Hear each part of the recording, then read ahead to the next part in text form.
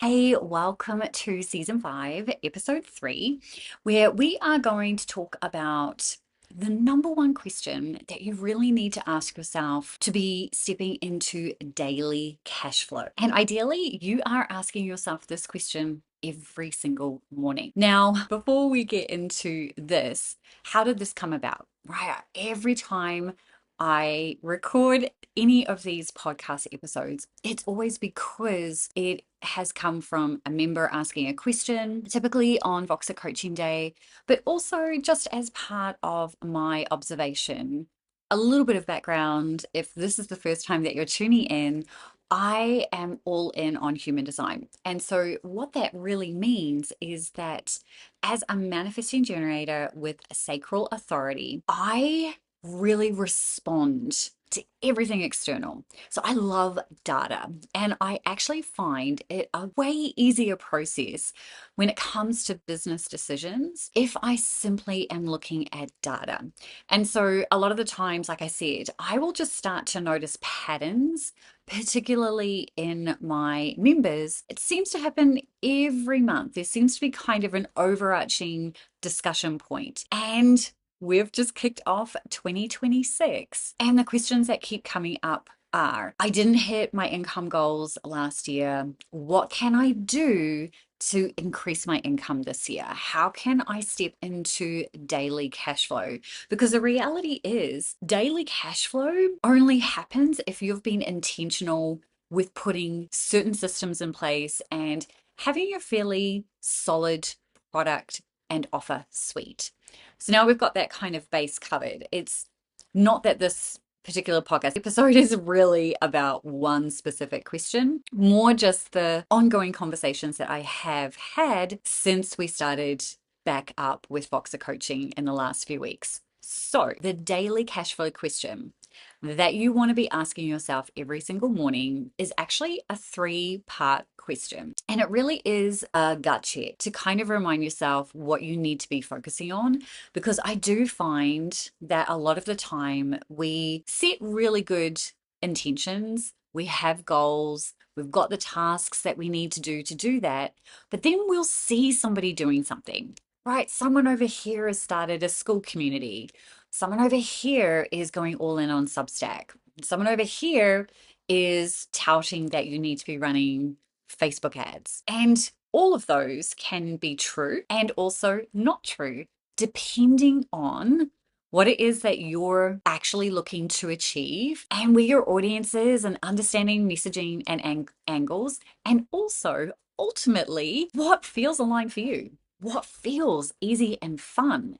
Because I can tell you this: Facebook ads, Substack, school, none of those will work if you aren't actually excited about doing any of them. If they don't feel easy and fun for you, if you don't sit there and go, yeah, I'm psyched to dive into my Facebook ads account, then why are you doing it? There is nothing and no rule book that says that you have to do things that you don't want to do when it comes to marketing your business and when it comes to creating offers specifically. Okay, so daily cash flow question is really simple. How am I growing my audience and offers? How am I nurturing my audience? And how am I selling to my audience? And that is just kind of that checkpoint. Like I said, it's a 3-part question of, am I covering those bases today? Because at its core, daily cash flow happens when all 3 of those things are present, when you are growing, nurturing, and selling.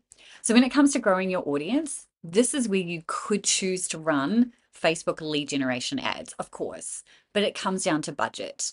There's 2 core ways to grow your audience fairly autopilot-y, right? We're just going to roll with that as an actual word. If you run lead generation ads on Facebook, that is automated. Once you set that up, all you need to be doing is checking on that once a week, right? Fairly automated. And you can spend $10 a day and expect to see anywhere from 50 to 100 brand new people joining your world.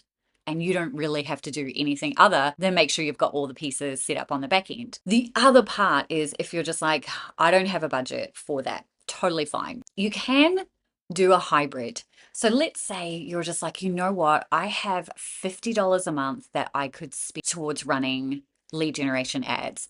And here's the great thing about Facebook lead generation ads: you can set a start and end date. So you could say, okay, if I'm going to do $10 a day, that means 5 days of running this at $10 a day, and then I turn it off. Or you pause it, however you want to approach it. I would probably manually pause it versus setting a start and end date, but it is entirely up to you. And you would do that every single month. You would duplicate the campaign. You wouldn't restart that same campaign because there's just some weird things that Facebook doesn't like, and stopping and starting campaigns is one of them. But you could just keep duplicating, and you would tweak and test something slightly different each time. But you could do that. You could just be like, you know what?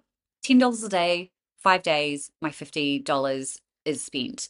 And then you would collaborate, and that would be summits, bundles, giveaways, podcasts, interviews, that type of thing. You would fill in the gap from there. So that's the easiest way to kind of grow your audience. When it comes to offers, it really just comes down to what is it your audience is struggling with and has problems with that you notice, right? Or that they continually ask you for support around. Those are always good signs to create. Now, I'm not saying that you need to be creating every single day. It's more just a check point of, is there anything that I need to create? Is there a gap? Have I identified that? What does that look like? Nurturing and selling kind of go hand in hand as far as I'm concerned, because all I do is email marketing, and I nurture and sell as often as possible, if not every single day. So I personally send out a daily email most of the time, maybe 6 days of the week that happens. But you can guarantee that I'm sending at least 5 emails a week, and I'm nurturing and selling. So nurture is sharing a story, sharing an action step, providing a reason for someone to open the email, and then also linking it to an offer, right? Whatever I'm talking about in there is going to be to do with email marketing, collaborations, or storytelling. Those are the three core areas that I'm really focused in on. And then human design is another piece of the puzzle. So for me, I'm just like, okay, I know what my offers are, I know where I'm focused. And that is the other layer to this. If you don't have a promotion plan, daily cash flow can be difficult. But it starts with that kind of core question: how am I growing, nurturing, and selling? And then what's the promotion plan for the month? Because then that kind of gives you like the theme or the flavor of the offers that you might be talking about, all of those things. So your action step today is really simple. How are you growing, nurturing, and selling every single day? What does that look like?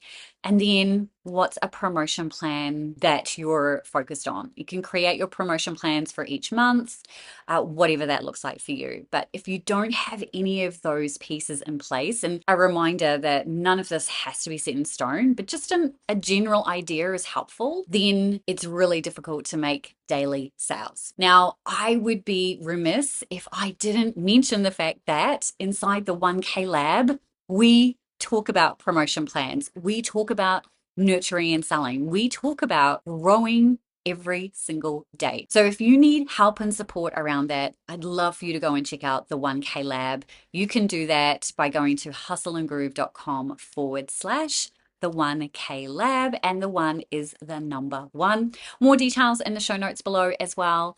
And I hope that you enjoyed this simple success session. I will be back in your podcast feed a little bit later on this week. But otherwise, have an amazing rest of your day.